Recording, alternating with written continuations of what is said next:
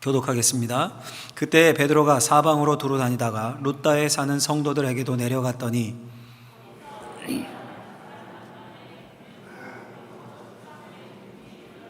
베드로가 이르되 에니야야 예수 그리스도께서 너를 낫게 하시니 일어나 내 자리를 정돈하라 한데 곧 일어나니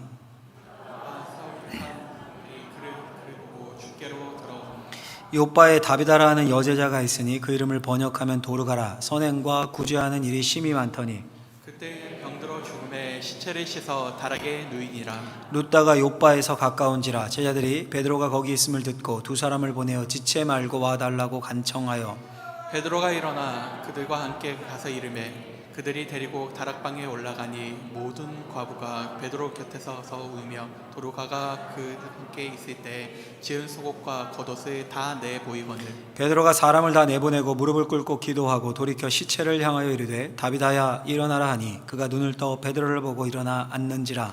베드로가 손을 내밀어 일으키고 성도들과 과부들을 불러 들어 이가 살아난 것을 보이니 온 요빠 사람이 알고 많은 사람이 주를 믿더라. 베드로가 요빠에 여러 날 있어 시몬이라 하는 무도장이의 집에서 머무니라. 아멘. 기도하겠습니다. 하나님의 사람들이 하나님의 말씀 앞에 있습니다. 말씀을 통해 깨닫게 하시고 우리의 마음이 회복되고 다시 심령이 불붙는 역사가 있게 하여 주옵소서. 예수님의 이름으로 기도하옵나이다. 아멘. 예, 오늘은 참 신앙의 사람들이라는 제목으로 하나님의 말씀을 전하고자 합니다. 여러분, 요즘처럼 힘든 시기에 만약에 우리 교회에 큰 능력이 나타난다고 해 보십시오.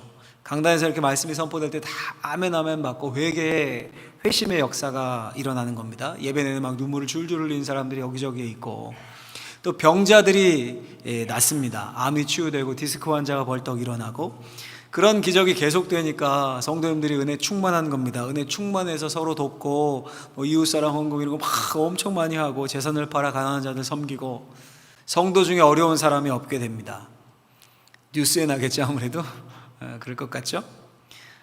들으면서 속으로 그런 교회가 어디 있습니까? 꿈 같은 얘기 하시네요. 그런 생각 드실 텐데 역사상 그런 교회가 있었습니다. 소위 처음 교회라 불리는 초대교회 처음 교회. 사도행전에 나오는 처음 교회의 특징 뭡니까 여러분? 앞에서 제가 예시를 든 이런 꿈 같은 이야기입니다. 첫 번째는 충만한 말씀이 있었습니다.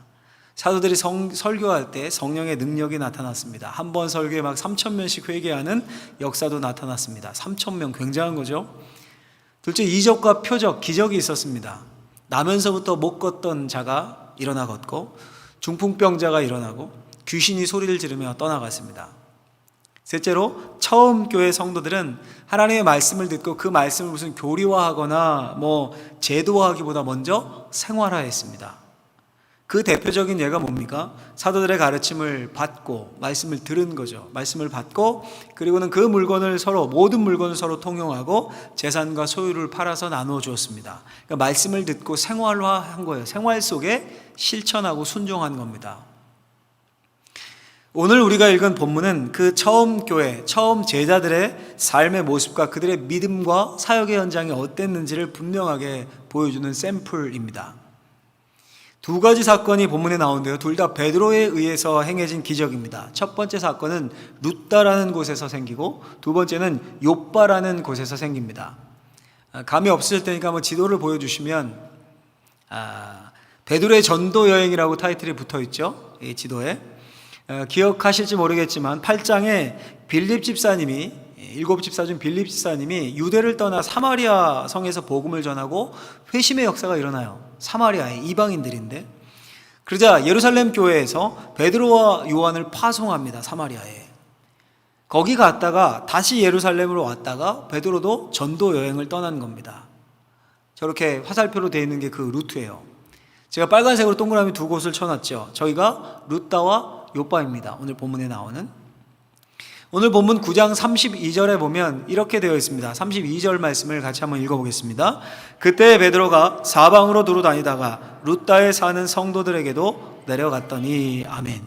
베드로가 사방으로 두루 다니다가 아까 화살표처럼 사방으로 이렇게 막 다닌 겁니다. 복음 전파를 위해 사방으로 다니다가 룻다에 있는 성도들을 방문한 겁니다.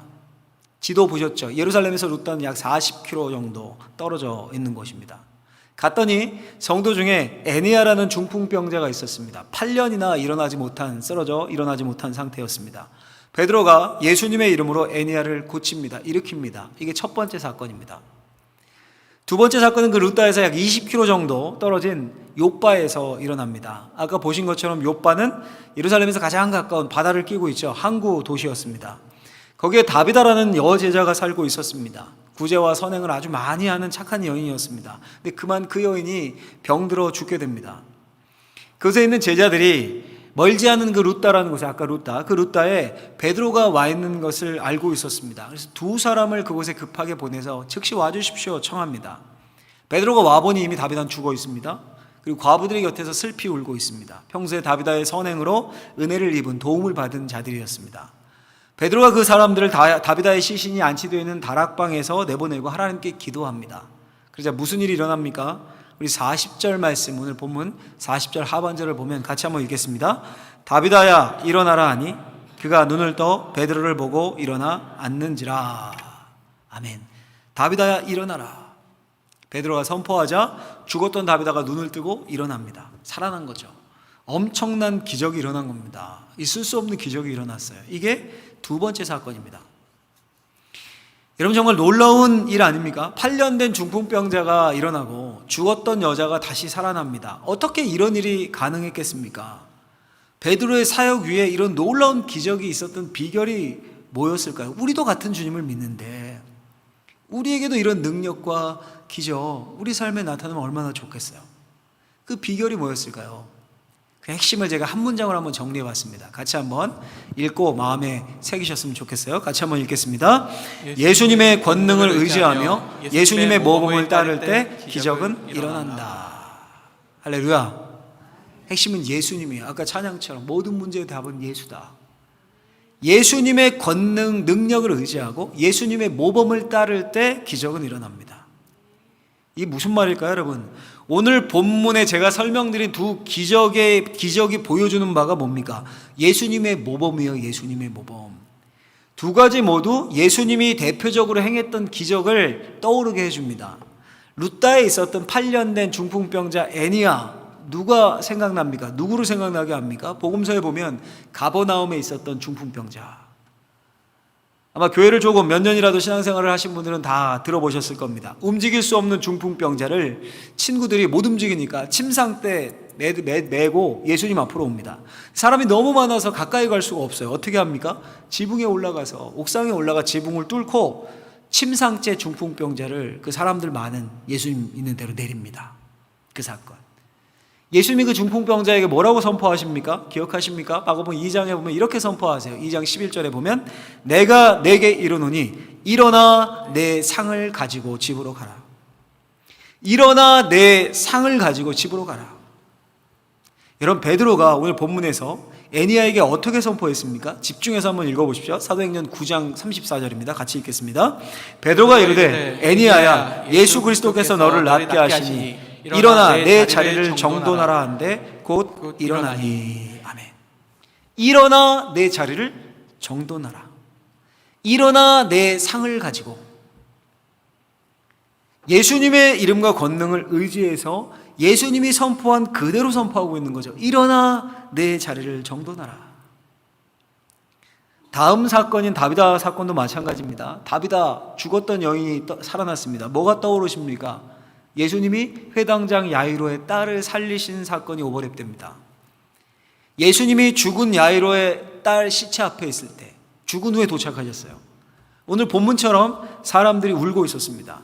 그때도 예수님이 사람들을 다 내보내시고 나서 외치시죠. 어떻게 외치십니까? 달리다 굼 소녀여 일어나라.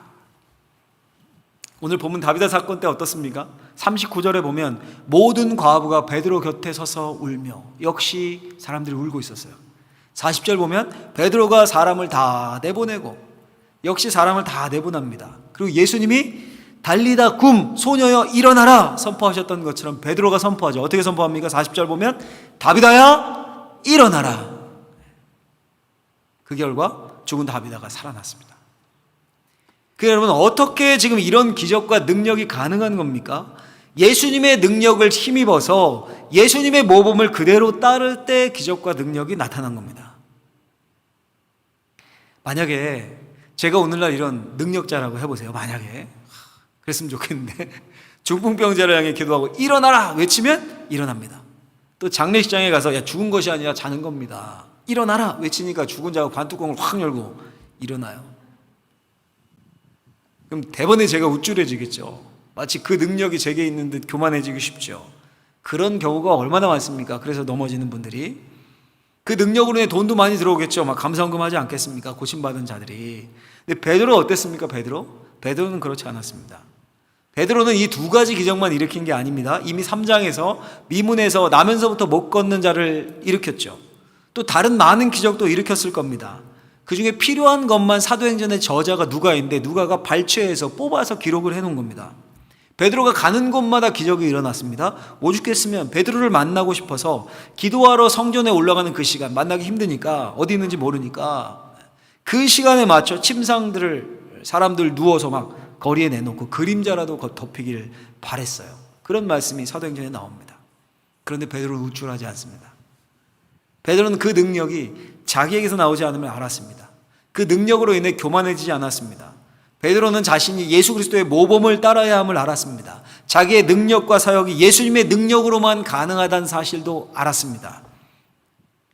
우리 오늘 본문 34절 한번 읽어볼까요? 9장 34절 같이 한번 읽겠습니다. 베드로가 이르되 애니야야 예수 그리스도께서 너를 낫게 하시니 일어나 내 자리를 정돈하라 한데 곧 일어나니. 아멘. 베드로가 애니야를 고치면서 외치죠. 어떻게 외칩니까? 예수 그리스도께서 너를 낫게 하시니. 그 병 고침이 자기에게서 오는 게 아니라 어디서 와요? 예수 그리스도께서 예수님의 능력으로 가능하다는 겁니다. 다비다를 살릴 때도 마찬가지입니다. 한번 읽어볼까요? 9장 40절 말씀을 같이 한번 읽겠습니다. 베드로가 사람을 다 내보내고 무릎을 꿇고 기도하고 돌이켜 시체를 향하여 이르되 다비다야 일어나라 하니 그가 눈을 떠 베드로를 보고 일어나 앉는지라. 아멘. 베드로가 사람을 다 내보내고 무릎을 꿇고 기도하고, 베드로가 기도하는데 그냥 합니까? 무릎을 꿇었다라고 표현해요. 무릎을 꿇는다는 것은 굴복한다는 의미죠. 철저하게 항복하고 굴복할 때 무릎 꿇지 않습니까? 무슨 말입니까? 능력은 내게 있지 않고 예수님께 있음을 인정하면서 철저하게 주님을 의지한 겁니다. 무릎을 꿇고. 제가 묵상하면서 더 놀랐던 구절은 돌이켜라는 단어예요. 돌이켜라는 말. 무릎을 꿇고 기도하고 돌이켜 시체를 향하여 이렇게 되어 있죠. 무릎을 꿇고 기도하고 돌이켜 시체를 향하여. 영어 성경에 보면 돌이켜라는 단어가 turning이라는 단어로 되어 있어요. 돌아서는 거죠. turning. 한번 머릿속에 상상을 해보세요. 이 장면을. 제가 예배 후 환우들을 위해 기도할 때 기도 받고 싶습니다. 몸이 아픕니다. 기도할 때 어떻게 기도할까요? 그분을 보고 머리에 손을 얹고 안수 기도합니다. 그렇게 하겠죠? 근데 베드로는 지금 어떻게 하고 있습니까? 지금 다비다의 시체를 놓고 그걸 보고 손을 얹거나 그렇게 기도한 게 아니에요. 무릎을 꿇고 기도하고 난 후에 돌이켜 시체를 향하여, 돌이켜 시신을 향했어요. 이 말은 무슨 말입니까? 기도할 때 시체를 뒤에 두고 등지고 무릎 꿇고 간절히 기도한 거예요. 등지고. 왜 그랬을까요? 왜요? 문제가 아니라 예수님만 바라본다는 표현 아니었을까요? 예수님의 능력이면 됩니다라는 표현 아니었을까요? 베드로에게 있어서 사람이 죽었다는 것은 문제가 되지 않았습니다. 우리에게는 불가능한 일인데 베드로는 아니었습니다. 문제는 예수님이 능력을 나타내시는가에 있었습니다. 베드로는 그걸 알았습니다. 눈앞의 문제에 그렇게 시선을 빼앗기지 않고 돌이켜 주님께 초점을 맞추고 무릎을 꿇고 간절히 주께 기도하고 구합니다. 주님의 능력을 사모합니다. 그리고 그 현장에 정말로 예수님의 놀라운 생명의 능력이 나타납니다. 여러분 아시다시피 사도행전의 저자는 누가입니다. 왜 누가가 이적 중에서도 이렇게 예수님의 사역이 생각나게 하는 사건들을, 그 모범을 따른 사건들을 뽑아서 이렇게 기록해 놨을까요? 예수 그리스도의 능력과 권능이 제자들을 통해서 그대로 이어지고 있음을 보여주고자 한 겁니다. 예수님의 능력과 권세는 예수님이 죽고 승천하시고 난 후에 없어진 것이 아니었습니다. 마치 예수님이 이보다 더 큰 일을 보게 될 것이다 말씀하신 것처럼 제자들에게 더 큰 일을 행할 능력, 예수 그리스도의 능력과 권세가 이어지고 하나님의 나라가 계속 확장되고 있음을 보여주고자 한 것입니다. 이게 끝일까요, 그러면? 이 능력과 이 기적, 예수 그리스도의 권능이 지금 어디로 이어지고 있다는 거예요? 이걸 확장하면 교회로 이어지고 있다는 것을 보여주고자 한 것입니다. 그러니까 여러분, 오늘날 어때요? 이런 이적과 기적이 끝난 겁니까? 끝난 겁니까? 보통 이렇게들 말하곤 합니다. 그런 능력은, 이런 이적은 복음이 처음 전해지는 초창기에 주로 나타나는 거고, 이제 복음이 다 전해졌고 말씀이 충만한 이상 그런 이적과 기적보다는 말씀으로 역사합니다. 뭐 그럴듯한 말이죠. 맞아요. 동의합니다. 말씀으로 역사하십니다. 그러면 이런 표적과 기적, 우리 눈에 보이는 능력으로는 이제 하나님이 역사하지 않으십니까? 성경 어디에 복음이 많이 알려진 곳에는 내가 표적과 기적은 거둘 거다. 그때는 말씀으로만 역사할 거다. 그러니까 성경 공부 많이 하고 성경 지식 많이 늘려라. 이런 말씀 성경에 나옵니까?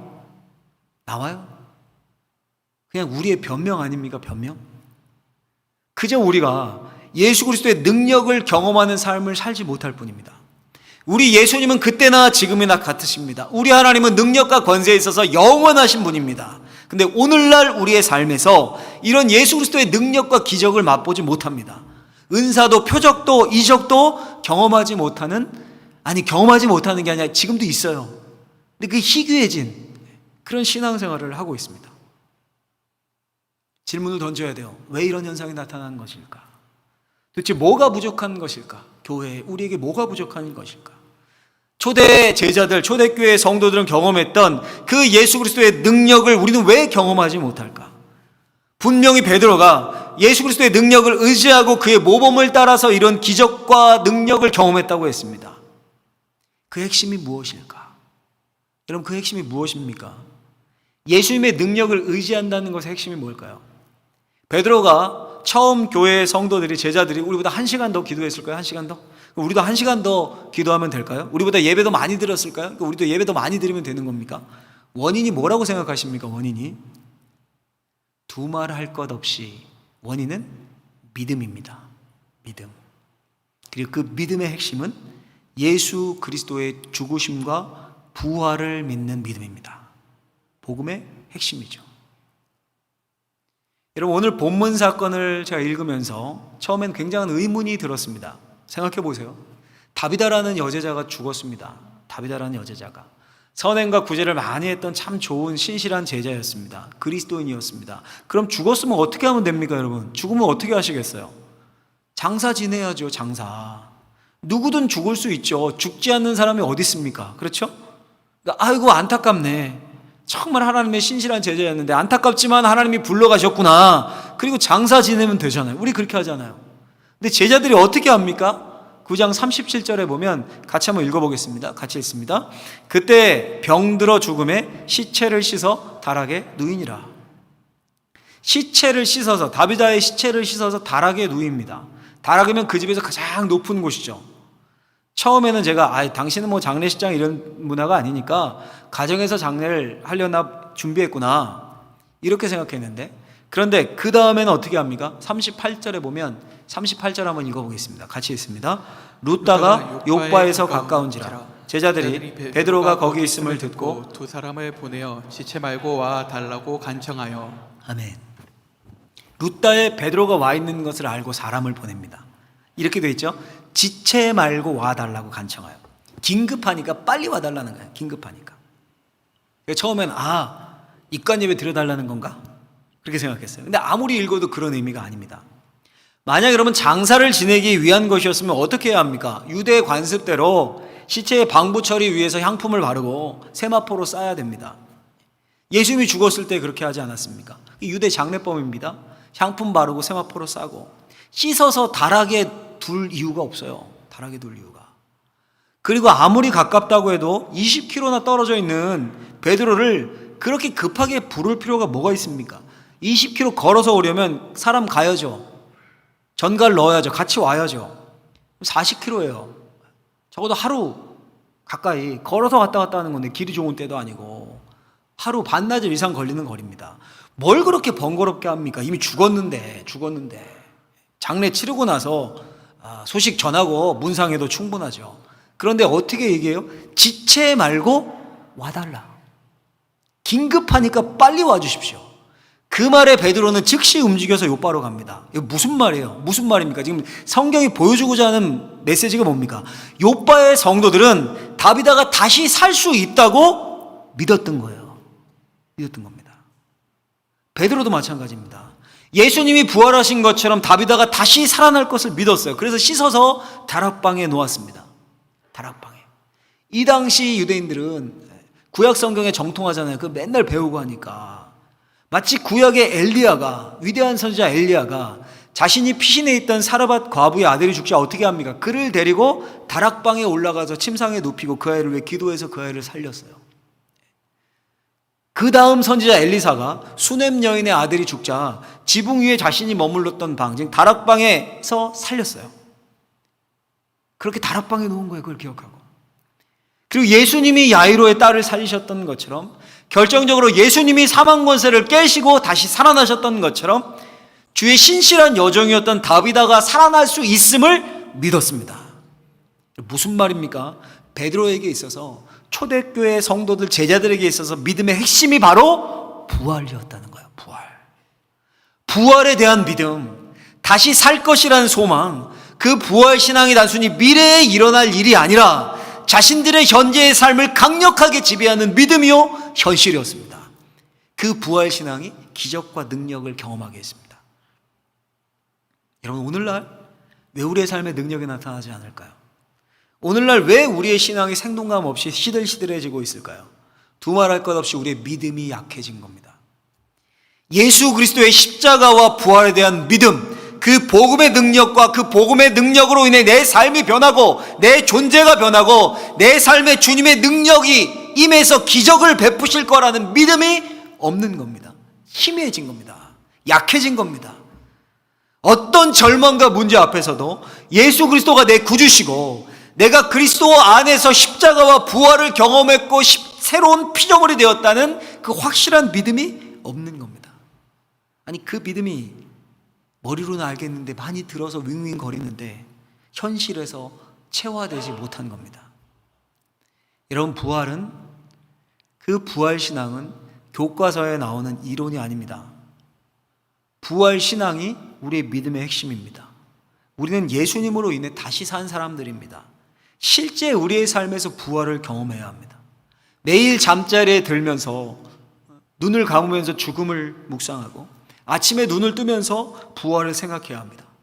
아무리 죽음과 같은 상황이라도 예수님을 믿으면 삽니다.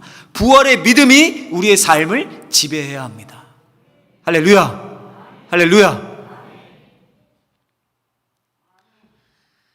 제가 그 몇 번이나 읽은 책 중에요, 간증집 중에 새벽을 깨우리로다라는 책이 있습니다. 한 번쯤은 다 들어보셨죠? 우리 오래 신앙생활 하신 분들, 읽어본 분들 많을 겁니다. 백쇄본이 나올 정도로 유명한 책이죠. 영화 드라마로도 아주 예전에 만들어졌던 김진홍 목사님이라는 분의 젊은 시절의 목회 간증집인데요, 60년대 70년대를 배경으로 합니다. 이 책이 긴 회의와 방황 끝에 그분이 예수님을 만나고 신학을 하고 빈민 선교를 하겠다고 청계천 빈민초 중에 60년대 70년대니까요 가장 가난해 보이는 송정동에 활빈교회라는 교회를 세웁니다. 자신도 그들과 함께 해야 한다면 넉마를 죽고 막 어려운 자들을 돕고 자치회를 만들고 조직을 만들고 막 병자를 최선을 다해 돌보고 그렇게 합니다. 그래서 교회가 커져요. 사람들이 옵니다. 빈민들이 몰려들어요. 조직도 생깁니다. 막 큰 성공 아닙니까? 그래서 그 목회가 뿌듯하고 큰 성공으로 끝났을까요? 그 책의 제일 끝장에 보면 김진홍 목사님이 다시 자신의 사역을 점검하는 부분이 나와요. 점검합니다. 왜냐하면 그렇게 자기가 애써서 온 힘을 들여서 빈민 선교한다고 했는데 능력의 한계를 경험한 겁니다.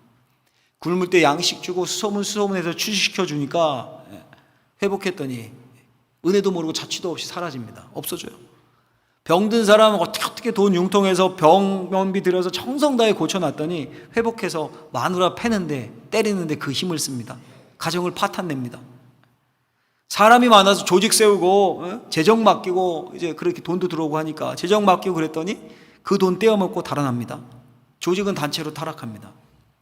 처음에는 우쭐해서 빈민 선교가 잘 되는지 한 거야. 근데 결과가 그런 겁니다.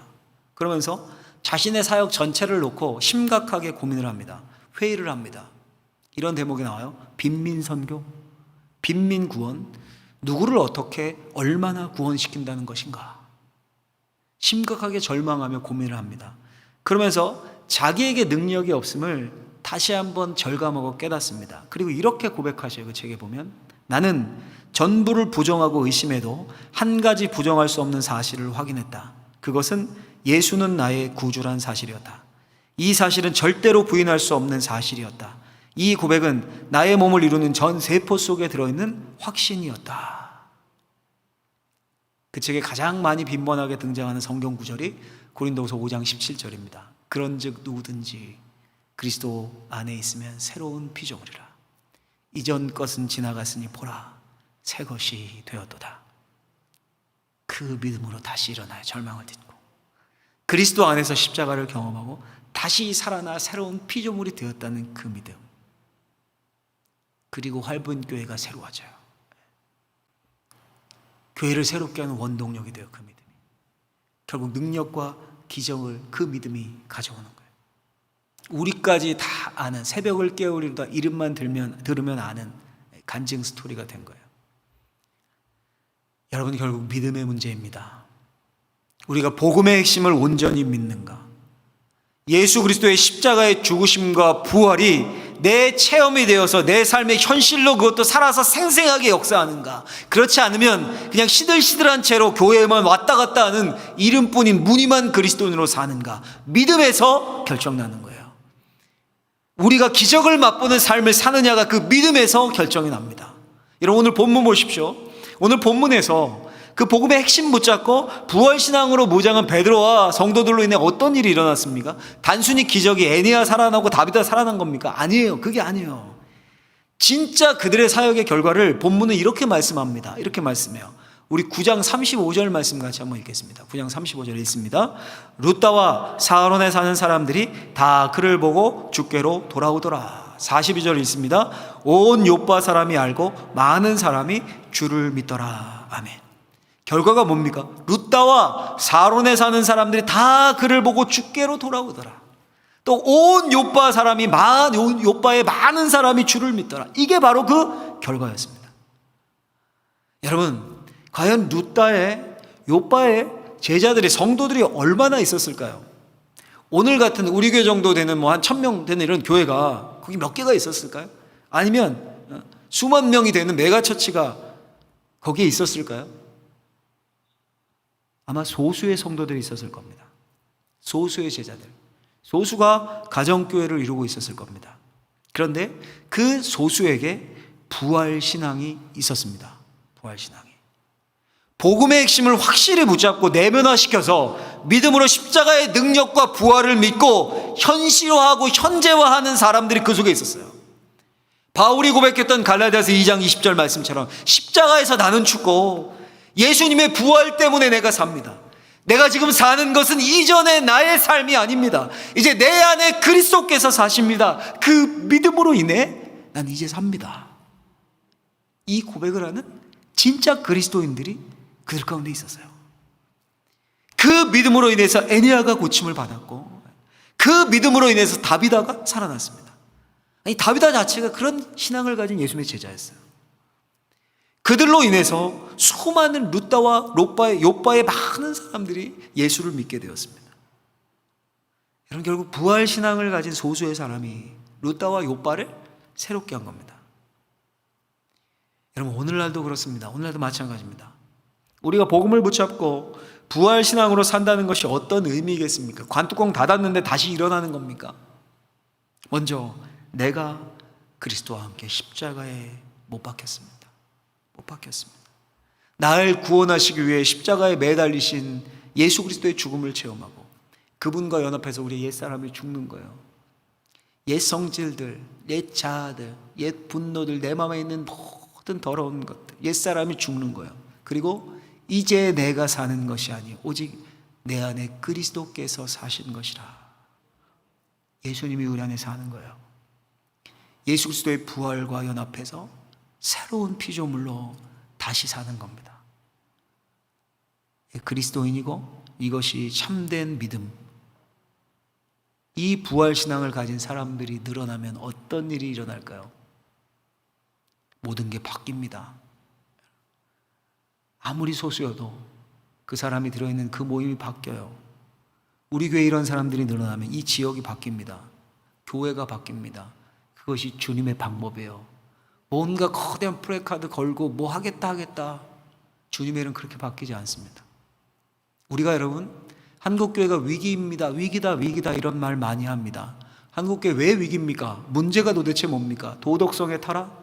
목회자들의 타락? 맞는 것 같아요. 일리 있는 것 같습니다. 물신화 현상, 돈이면 최고라고 하는 여기는 교회가 돈에 목매이고 막 그것도 일리가 있는 것 같습니다. 세속주의, 성장주의 다 맞는 것 같아요. 근데 진짜 문제는 뭡니까, 여러분? 진짜 문제는 그렇게 드러나는 현상이 문제입니까? 진짜 문제는 우리가 교회가 복음의 능력을 잃어버린 거예요, 여러분. 예수 그리스도와 함께 나는 죽었고 예수 그리스도로 인해서 나는 삽니다. 이 부활신앙이 십자가의 능력을 붙잡고 부활의 삶을 사는 소수의 사람이 없는 거예요. 그리고 주님의 능력이 나타나질 않아요. 주님의 능력이 나타나질 않아요. 주님의 영광이 우리의 삶에, 현장에, 교회에 나타나질 않아요. 그게 진짜 문제 아닙니까, 여러분? 진짜 문제 아닙니까? 저와 여러분들이 오늘 말씀 앞에 섰지 않습니까? 우리 마음에 간절한 소원이 생겼으면 좋겠습니다. 우리가, 저와 여러분들이 대한민국의 끝자락 울산에서도 끝자락인 방어진 아닙니까? 마치 요빠 같은 항구도시예요. 항구도시. 이곳에서 요빠의 소수의 성도같이 부활신앙으로 무장한 소수가 되었으면 좋겠습니다. 우리는 능력이 없어요. 저는 능력이 없어요. 우리는 능력이 없지만 주님이 하시면 됩니다. 십자가에 우리가 죽었고 예수로 인해 다시 사는 새로운 인생임을 잊지 마십시오. 우리는 부활의 사람들이에요. 사망이 우리를 지배하지 못합니다. 우리는 기쁨의 사람들입니다. 예수님 안에 기쁨이 충만합니다. 그 복음으로 여리고 작전 기도회도 하고, 그 복음으로 우리 교육부서 청년회 여름 행사도 하는 거예요. 오직 주님을 바라보면서 부활신앙으로 무장돼서 진짜 그게 내 삶에 체화되면 우리 삶의 모든 어둠의 권세를 깨버릴 수 있습니다. 우리로 인하여 모든 게 새로워질 수 있어요. 우리로 인해 이 방어진의 사람들, 아니 동구, 울산의 사람들이 주님께로 돌아오는 놀라운 역사와 능력을 맛볼 수 있습니다. 우리 주님은 지금도 살아계십니다. 그 주님 붙잡고 참 믿음을 다시 회복할 수 있는 저와 우리 사랑하는 모든 성도님들이 되시길 예수님의 이름으로 축원합니다. 기도하겠습니다.